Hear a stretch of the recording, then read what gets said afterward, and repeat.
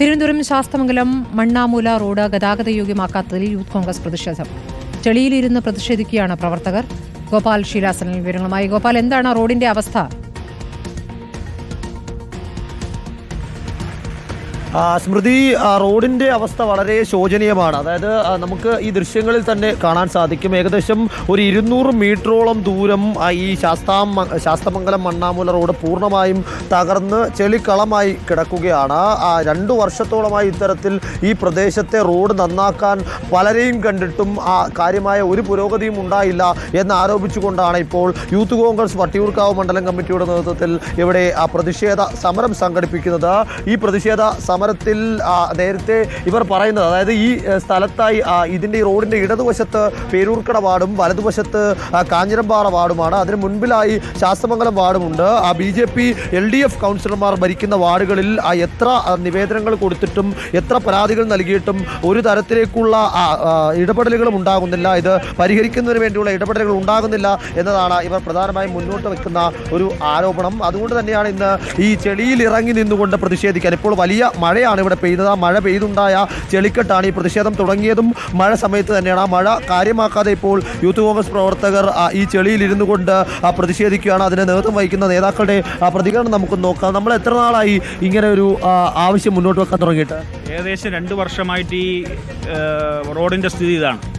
വളരെ മോശമായ സ്ഥിതിയാണ്. നമ്മളെ കൗൺസിലറോട് ഇതിന് മുമ്പ് നമ്മൾ സമരങ്ങൾ നടത്തിയിട്ടുണ്ട്.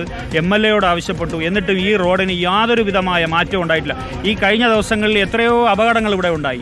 അതിൻ്റെ ആ സാഹചര്യത്തിലാണ് നമ്മളൊരു സമരത്തിലേക്ക് ഇറങ്ങിയത്. നമുക്ക് അധികൃതർ മുഖവിലേക്ക് എടുക്കാത്തത് കൊണ്ടാണ് ഈ ചെളിയിൽ ഇരുന്നു കൊണ്ട് മഴയത്ത് പ്രതിഷേധിക്കുന്നത്. 2 വർഷമായിട്ട് ഇതിന് യാതൊരു പണിയും ചെയ്തിട്ടില്ല എന്ന് പറഞ്ഞാൽ മുഖവിലേക്ക് എടുക്കുന്നില്ല എന്നല്ലേ എൻ്റെ അർത്ഥം. അപ്പം ജനങ്ങളുടെ ജീവനും സ്വത്തിനും സംരക്ഷണം നൽകേണ്ട ഈ അധികാരികൾ ഇത്രയും മോശമായ കിടക്കുന്ന ഈ അവസ്ഥയിൽ പോലും അത് ചെയ്യാൻ, ഒരു മണ്ണ് വാരി ഇടാൻ പോലും മനസ്സ് കാണിക്കാത്ത ഒരു കൗൺസിലറും MLA ആണ് ഇവിടെ ഉള്ളത്. ഇവിടെ MLA പറയുന്നു വട്ടിയൂർക്കാവ് മൊത്തം മുന്നോട്ടാണെന്ന് പറയുന്നു. ഇവിടെ വന്നെന്ന് പറയട്ടെ, MLAക്ക് അങ്ങനെ ഒരു നല്ലൊരു പുരസ്കാരം കൊടുക്കുന്നുണ്ടെങ്കിൽ കൗൺസിലറിനൊരു പുരസ്കാരം കൊടുക്കണം. അത് ഇതിൻ്റെ ഫ്രണ്ടിൽ വെച്ച് വേണം കൊടുക്കാൻ. ഇപ്പോൾ മേയർക്ക് എവിടെ നിന്നോ കുറേ അവാർഡ് കിട്ടിയെന്ന് പറഞ്ഞു. ആ അവാർഡ് എവിടെയാണ് കൊടുക്കേണ്ടത്? ഇതുപോലത്തെ റോഡുകളുടെ മുമ്പിലും പട്ടിശല്യമുള്ള മേഖലയിലുമാണ് കൊടുക്കേണ്ടത്. ജനങ്ങൾക്ക് പട്ടികളെ കാരണം ഇറങ്ങി നടക്കാൻ വയ്യ. റോഡുകൾ ഈ ഗതിയാണ്. എന്നിട്ട് പോലും കണ്ണു തുറക്കുക. എന്നിട്ട് പറയുന്നു LDF മുന്നോട്ടാണ്, അല്ലെങ്കിൽ വട്ടിയൂർക്കാവ് മുന്നോട്ടെന്ന് പറയുന്ന ഈ തരത്തിലുള്ള ഒരു അപഹാസ്യമായിട്ടുള്ള കാര്യങ്ങളാണ് ചെയ്തുകൊണ്ടിരിക്കുന്നത്. അപ്പോൾ ഇവിടെ ഈ സ്മൃതി, ഈ റോഡിൻ്റെ ഏറ്റവും പ്രധാനമായി സൂചിപ്പിക്കേണ്ട, ഇതുവഴി നടന്നു പോകുന്നവർക്ക് പോലും ഈ റോഡിൻ്റെ വശത്തുള്ള മതിലുകളിലൊക്കെ പിടിച്ച് ഒരു അഭ്യാസ പ്രകടനം നടത്തി മാത്രം നടന്നു പോകാൻ പറ്റുന്ന സ്ഥിതിയാണുള്ളത്. ഒന്ന് കാല് തന്നിയാൽ ചെളിവെള്ളത്തിലേക്ക് വീണു പോകുന്ന സ്ഥിതിയുണ്ട്. നിരവധി ഇരുചക്ര വാഹനക്കാർ നമ്മളിവിടെ വന്നപ്പോൾ പോലും പലരും സ്വന്തം ജീവൻ പണയം വെച്ച് അങ്ങനെ വേണമെങ്കിൽ പറയാം, ഒന്ന് ആടി ഉലഞ്ഞ് എപ്പോൾ വേണമെങ്കിലും ഒന്ന് താഴേക്ക് വീഴാം എന്ന തരത്തിലേക്ക് വളരെ കഷ്ടപ്പെട്ട് ബുദ്ധിമുട്ടി അഭ്യാസം കാണിച്ചാണ് ഇതുവഴി പോകുന്നത്.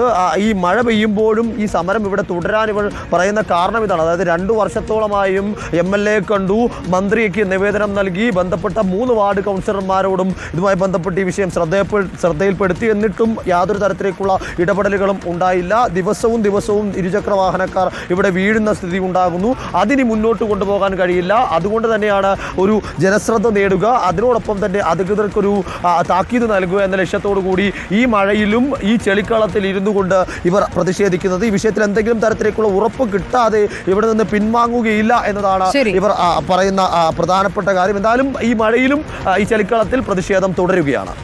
ശരി, ഗോപാൽ ശീലാസനിലാണ് തിരുവനന്തപുരത്ത് നിന്ന് വിവരങ്ങൾ നൽകിയത്.